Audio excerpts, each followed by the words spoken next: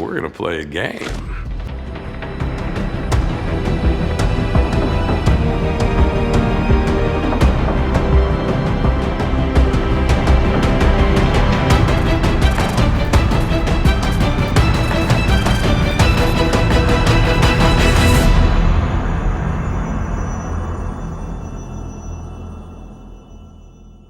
Alright guys, this one's going to be doing another video today, this one's going to be doing another video for today, this one's going to be doing another video for The Walking Dead Dead City. We're going to be doing part 2 of the Q&As for the upcoming 5th episode of Dead City. Obviously we have that episode this weekend. This has been a pretty big Walking Dead news week anyway.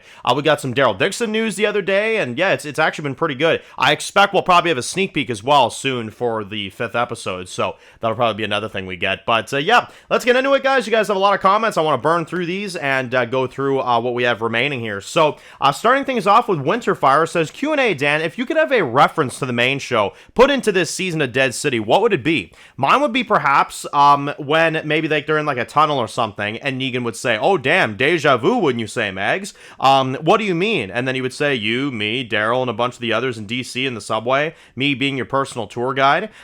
Too bad that you never ventured outside of the farm. Might you know more of the cities and not need to lean on me for help all the time. Damn, that would actually be a cool moment if Negan referenced like the subway tunnels and stuff. I'd love that. That'd actually be really cool.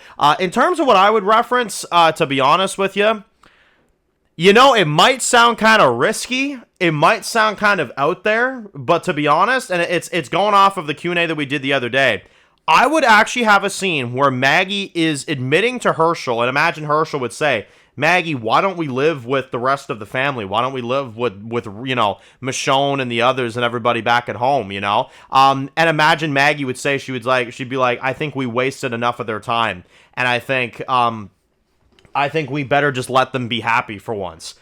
Imagine if she said that, and she wouldn't have to really specify, but imagine Maggie would kind of clarify that she feels responsible that Rick lost all that time, and that's why she's out here. Because, and the reason I bring that up is because the reason I would make that reference is because we need to get an answer on why Maggie acts like as if New York is the best hope and the only hope that these people have. I'm like, you have an entire community called the Commonwealth. You have an entire community called Alexandria that you could take your people to that you've done before, you know what I mean? Like when the Reapers attacked her community, where did she go? She went to Alexandria for hospitality, you know what I mean? So, and you know they would take her in, so I feel like there's got to be a reason why Maggie is not living with our group. And if it is because Rick is back and she's kind of, you know, keep her distance, which I doubt that's even the reason. I don't even think there is an actual ideology, like, you know, reason of why she, you know, left. But what I'm saying is that I think Maggie is in a position right now where she looks like an idiot because you could just take your group to all these safe places that your people live at, you know? Where if she said that and she actually talked about Rick, and she actually said that she felt bad about the fact that she feels like she's responsible for what happened to Rick, and she doesn't know how to face him, that would be a big moment for her character. That would be a big moment, and that would help me actually understand why she wants to stay in New York City. Like, that would actually give you a real spin-off motive on why Maggie is stuck in New York City. Why she has to make this work. You know what I'm saying? Because right now, it just feels like Maggie's just like, oh, we got to make it work because Gimple wants spinoffs and he wants money. You know what I mean? Like there's no actual story reason.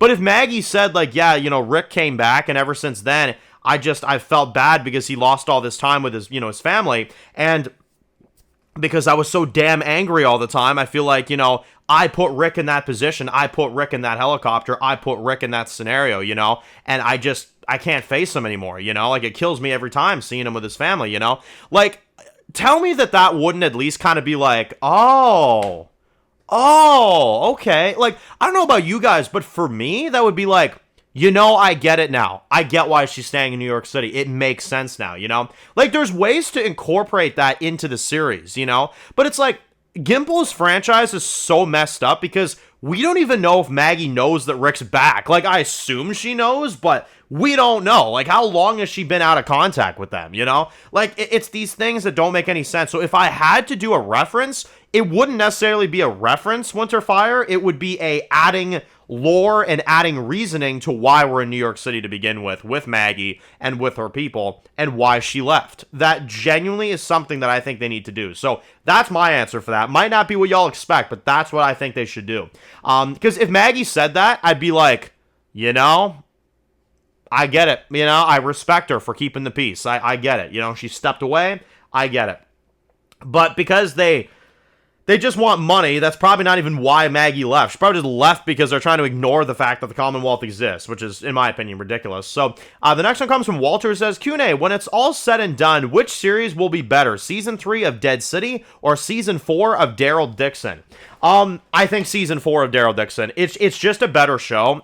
Season 3 of Dead City's been getting pretty good, don't get me wrong. I think Seth Hoffman's done a pretty good job with these last few episodes. I mean, frig, I gave the last episode a 10. You know what I mean? When have I given a 10 for a Walking Dead episode in the modern era? It's rare. Like, it doesn't happen often. But what I would say with this is genuinely, like, I just think Daryl Dixon has more going for it. It's its final season. It's the end of, Carol, potentially. That's going to be way more important for sure. And it's, potentially Daryl getting back home, hopefully, if that's what they end up doing. And not only that, like, if there's a slight sliver of a tiny possibility in a realm hiding in a frickin' diamond in a rough, that Rick may show up at the end of that season, then yeah, you already got more anticipation. And even if you don't put Rick in it, which I think is a high likelihood that you don't, I don't know. I think there's more of a likelihood that show is more successful. It's higher budget. Norman is an incredible leading actor, and I just find Norman more captivating to watch than Lauren, no offense to her. Lauren is a great leading actress, don't get me wrong, but Norman is like a top tier actor. Like, he's incredible in everything he's in, not just Daryl. So I just have more of an interest in that show, so I think I would go with that personally. The next one comes from Coca, who says, Dan, I'm enjoying Season 3 so far. Each episode is better than the last, but I can't come to terms with the fact that Hershel caused the death of hundreds of people. The smoke signal tipped off the Dama, and they took them all out. I understand that it's supposed to be a new Babylon, and that the story presented to them as villains, but we saw that everyone that they conscripted were forced to do so as the threat of hanging and harm their communities. We give Carl a hard time for talking about taking out one kid, and here Hershel has done literally hundreds of times more harm than Carl ever did, causing the death and the entire army, affecting all the loved ones that relied on those people. To make it worse, he did it again to start off the season. What's your take on this, and how would you handle this as a writer? Well, to be honest with you, here's the thing about Hershel is I think the damage, like you said, I think the damage is already done. The matter of his character going forward now is just trying to make him better, is really the extreme point. My thing is with Hershel is I just don't really think much of him at this point. Like, Season 1, he's nothing. Season 2, he's awful. Like awful. And I don't disagree with that either. We gave Carl a hard time for killing that kid in Woodbury, right? In Season 3, right? So with him, it's like, okay, well, Hershel got multiple people killed. I would care more if New Babylon and the Barazzi and all those people weren't terrible people, But I get what you're saying. There is innocent people that were hurt. Like that one kid from New Babylon last season. What the hell was his name anyway? The nerdy kid, right? The one that they had captured. What the hell was his name? I forget, but yeah, you guys know the guy with like the book and stuff like that. He came from New Babylon, and he was helping Negan out and stuff like that. He was hiding in the little dungeon and stuff like that. I forget what the hell his name is, but I believe he was in that cathedral when it got blown up. Right? He died off screen, which is funny to me because he was actually still a prominent character, but I guess he just died. But yeah, damn it, that's gonna annoy me. But you guys know what I'm talking about, right? Like, he didn't deserve that. He wasn't really hurting anybody. You know what I mean? So I don't know. I think in terms of Hershel, in terms of how I would handle it as a writer, well, if I handle it as a writer, then I just would have done Season 2 the way it was done anyway. You know what I mean? So if you ask me that, then I would just say, okay, when Season 2 starts, Hershel's a badass. You can give him the knife throwing. Sure, that's great. But as time goes on, he would help Maggie see, the danger and what she's about to, head into. And Hershel and Maggie would be a really cool duo that you'd see kind of over the course of the season. And Hershel and Negan would have a nice talk, and you'd have all these sequences with Hershel, going after the Dama for what she did to him and stuff like that, for cutting off his toe. And I'd even let Hershel get the final kill on the Dama if you want to. Honestly, that'd be great. And imagine Maggie sees Hershel brutally kill the Dama in maybe like a really horrific way or something. And imagine she has to just stand there and watch Hershel brutally kill the Dama. And she's happy that Hershel, stuck up for himself. But she's also horrified of, the danger and the brutality that Hershel has gone into. You know what I mean?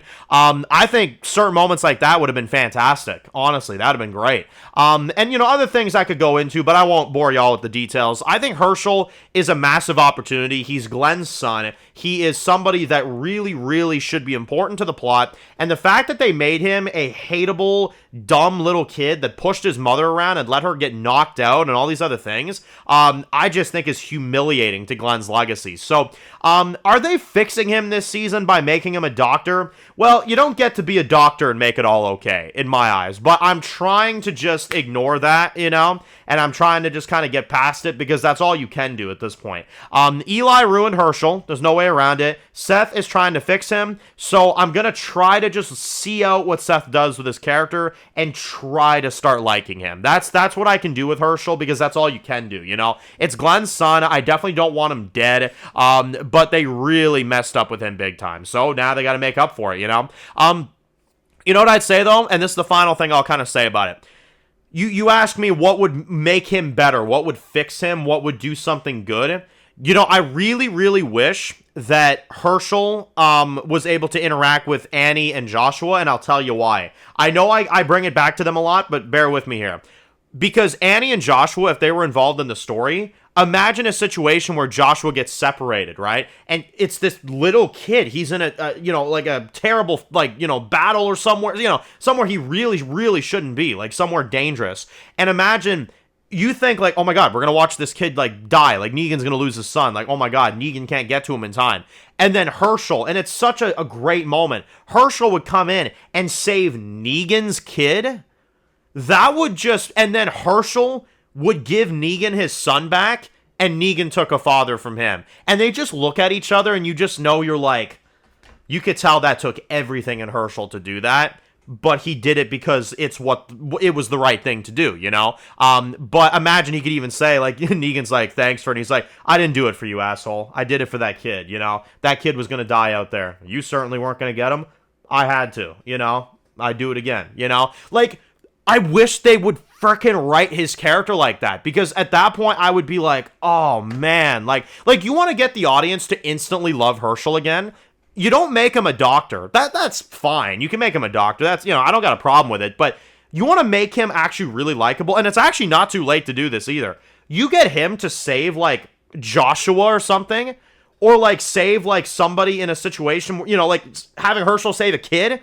You're kind of going to start making up for the things he did. You know what I mean? Like, you're at that point, it's going to be like, okay, it's kind of hard to be mad at him because he kind of did a pretty goated move there. You know what I mean? So, I don't know. It's little things like that earn brownie points for me in the writing. And I think Negan's family should be part of this season. As I've said, there's ways to make it work. I explained it in the Q&A video we did previous to this. But it's not even just that. There's ways to make all of this work. Like, there's ways to make all of this stuff work, and they're not doing it. I don't know why they're not doing it, but they're simply not.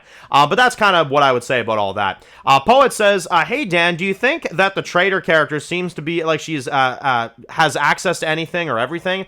Could she have connections to the CRM or the Commonwealth, or could she potentially be a character in the comics? I haven't read them. No, the traitor is not a character from the comics. I can definitely clarify that. Whether she has ties to the CRM or Commonwealth, it doesn't feel like it to me. It kind of feels like she just has her own little operation, But I get what you're saying. Like, you see Jadis in the junkyard in the original show. You wouldn't think she'd have a tie to a big community like that either, But no, I did see Movie Idol posted a video about that. Yeah, like the idea of like the CRM being tied to her and stuff like that. Yet though, then again, he talks about a lot of things being connected to the CRM. I think he really wants that group to come back. So, I would say for me, I just, I don't think CRM is going to be important to the story anymore. I'm going to be honest. I think after the ones who live, they're almost trying to ignore the fact that they even did it, if that makes any sense. So, I don't think there's CRM ties, but I could definitely be wrong about that. Commonwealth, I certainly don't think so, though, no. A while back, this one comes from Dwight. A while back, after the rumors surfaced regarding Coleman Domingo joining Dead City, it's highly unlikely for the sake of discussion, if you were Seth Hoffman and you were tasked to incorporating Victor Strand into Dead City Season 3, how would you do it? Man, that's a darn good question. How would I incorporate Victor Strand in Dead City? You know? Oh, man. I would say incorporating a character like Victor, that's a tall order. I would say with him, I think you ought to make him like a con man in New York City for sure. He runs his own fraction at this point. Maybe like even his family is there by his side or something, or maybe they left him because he was so, crazy. Like, what's funny? Getting rid of Negan's family doesn't make sense to me. Getting rid of Strand's family, like Frank and Klaus, I could see them leaving him because he's so just, in his head all the time. I could see them having enough and leaving for sure. But imagine he runs like his own psycho society in New York City. Like, I always wanted in season 2, I'm going to be honest, season 2 is when they should have brought Strand in if they were going to do it. Because this whole concept of season 2, and keep in mind, the execution was terrible. But imagine if, like, in season 2, when Negan and them are trying to get in contact with all the gangs in New York City, you get Bruegel's gang, you get Christos's gang, and then you get this guy named Victor Strand that lives in, like, this big old fancy building with a bunch of people and stuff. Like, I don't know. But I wouldn't make him a villain like he was in Fear Season 7 either. Like, what I would do with him is he would actually be just kind of like a con man. He'd be Victor. He'd be running his own, his own community. But he'd be fair, like him and Negan would do schemes together. Like, what I would have even wrote is Negan would have tried to turn on the Dama and the Croat around middle of season 2 to try to get his family out of there, out of captivity. And the one man that he knew he can go to trick the Dama and trick the Croat is Negan kind of gives him a secret deal or something, on the side, like something that he would want. And then, Strand would be like, okay, what do we got to do? And then, like Negan would be like, well, I got to get my family out of captivity. And he's like, no need. I'll send some of my men to go get them, I'm happy to be working with you, good friend. Cheers, like, I'm telling you, Victor in Dead City would be better than I think a lot of people think it would be. I'm telling you, I know his character sucked on Fear, but if you could have written him and Negan doing little schemes together and, like, helping each other out on the down low to take out the Dom and the Croat, frickin' amazing. I think that would have been so entertaining, but unfortunately, they probably won't do that. If they ever put Victor in Dead City, I'm not against it. Look, I know they probably won't do it, but if you write Victor the proper way, that's a really entertaining character. I would not argue that at all. Thing is, I'd be worried that Seth wouldn't know how to write him specifically and they'd mess up his character, but hopefully maybe I'd be wrong and maybe they could write Victor the way he really is, that'd be great. Seth seems like the type of guy to study his work a little bit, so maybe even if he never saw Fear, he'd go back and, check out Strand's character and kind of, see what he's all about, that type of thing. You never know. The next one comes from Gail, says, Kune, I wonder why Elijah from the main show isn't mentioned or seen in Dead City. You'd think he would have been there since he was from Maggie's community in the main show. Right, that's the other thing I was going to say. Same with Lydia, right? Like, Lydia, she should have a mention in this show, too. I don't understand why she doesn't. It doesn't, her and Elijah. No, I agree. Maybe in a further season, if they could bring them on. I know Cassidy would love to. She's so wholesome in real life. She's so wholesome. She's so happy about everything. I absolutely love her. But she would say yes to that in a freaking New York minute. You know what I mean? Like, I don't know. I don't know why they didn't get her to... The next one comes from the FPPC, who says, I have mixed opinions on the whole Glenn situation. It was powerful stuff. However, it feels super weird having Maggie feeling guilty over the thought of pursuing Louise because of Glenn, because she's literally buddies with the man who killed Glenn. It's kind of hard to put into words. I've just been wondering if you can catch my drift on that, Dan. No, I catch your drift for sure. I'm just kind of looking at it from I don't know, it's been so long since Maggie was ever smiling again, you know what I mean? Or enjoying life again, or, enjoying the company of someone else again, She's always been either having to be the leader or having to deal with Negan or having to do this. I just like that they changed up her character to actually have a moment like that, is what I'm saying. And I kind of look at her losing the ring as kind of a message from Glenn beyond the grave, in a sense, to be like, Maggie, I'm I'm good, you know? Like, you don't have to worry about me. Like, go be happy, you know what I mean? Like, I feel like that's what the scene solidified. And in that sense, I think it was beautiful, to be honest. I mean, you don't catch me saying that about Walking Dead. Modern Walking Dead these days, Dan just called a scene beautiful. Damn, what's going on, right? Right? So, it's rare for me to compliment them like that these days, because I think the modern Walking Dead just doesn't write as good as, you know, old school Walking Dead. I think a lot of us could agree on that, but I don't know, that moment was truly special, and I loved it for what it was, but, you know, I definitely understand some people didn't, and that, you know, that makes sense, of course, but yeah, I don't know. I like the way they did it. I thought it was really nice. And then we got one from Yannick here who says, Q&A, why the hell did Maggie ask for help from Alexandria and the Commonwealth? Why is everyone from the bricks in the city now or not? And where the hell is Armstrong? Well, Armstrong left to be with his family. In other words, they wrote him out because Seth wasn't interested in writing his character. I think that's what it is. Whether he comes back, I doubt it. I'm going to be honest, but, you know, who knows?